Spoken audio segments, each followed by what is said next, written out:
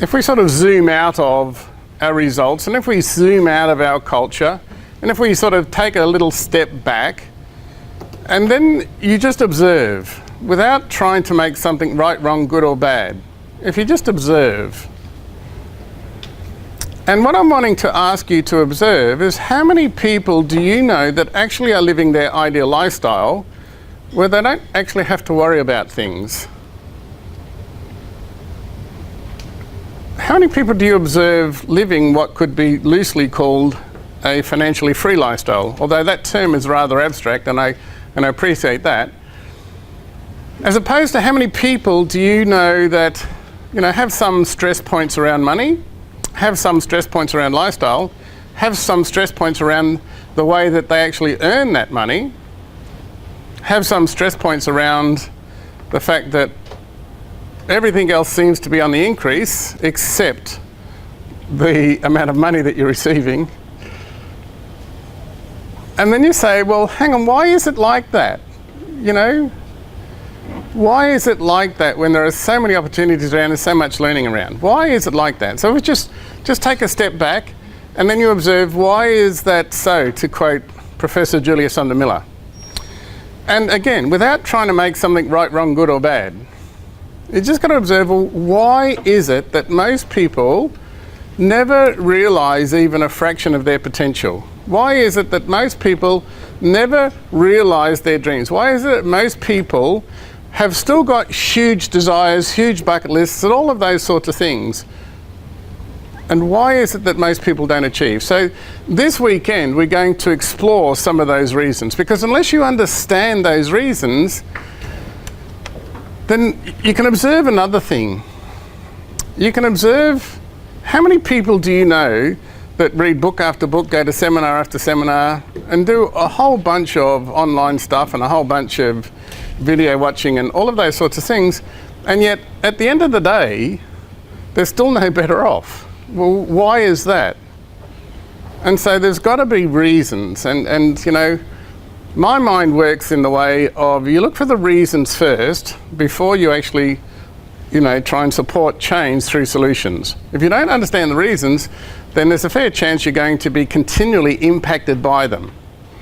It doesn't matter how much you might want to change, if the underlying causalities are still the same, then you've got to say, well, where am I in relationship to all of that? So in the sense of social engineering, I want you to understand why most people never achieve what could be described as financial freedom.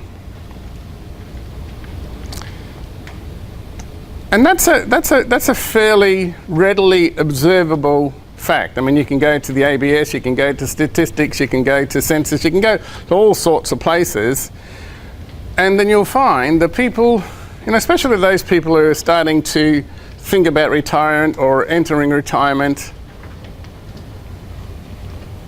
you think, well, okay, is it because there's not enough information around? No, I mean, clearly we've got libraries and libraries and libraries and bookshops, and there's an internet full of information. So it's actually not the lack of information. Is it a lack of desire? I don't know, you might argue the case.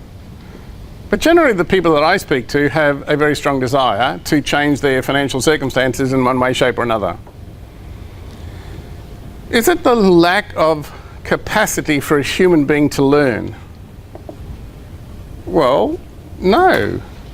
I mean, we have learned on our journey thus far through life some of the most complex things that anybody could ever learn. And we've got so much more potential for further learning. So it can't actually be that. There's got to be something there. There's got to be something. It's just about keeping on digging away to see if we can actually locate, well, what are some of those causality impacts? In other words, what are the causes for the lack of financial freedom? And then we can deal with that. Then we can start saying, well, okay, if we know the causes for the lack of financial freedom, then what sorts of things would help me achieve? What other causality factors would help me achieve, financial freedom in whatever it means for you? So the reason why most people are not financially free I mean, you're not born that way, are you? So it's got to be a conditioned thing. It's got to be a socially engineered thing. It's got nothing to do with your potential. Your potential is so much greater than your social conditioning. And again, once you actually understand the reasons behind the social conditioning and the mechanisms of social conditioning, then that puts you into a position of awareness. And that's all it's ever going to do, is puts you into a position of awareness. Awareness alone isn't actually going to get you new results. But it's a great starting point. It's a great starting point. So I'm going to show you why it's a socially engineered, how it's a socially engineered thing, and then start to show you what you can start to think about, what you can start to do in order for you to start transcending that social engineering. And please, please, please trust me when I say that it is not simply a matter of how do I do something instead of this. Okay? Because if you go for the how do I do something instead of this, in other words, how do I make money, you will miss out on restructuring the social engineering. And if you don't restructure that, you can stick any how-to on top of it, it's not going to work. And you know, we know that it doesn't work because still the majority of people are not financially free, no matter how many programs of learning they go to. So you just got to keep that in mind.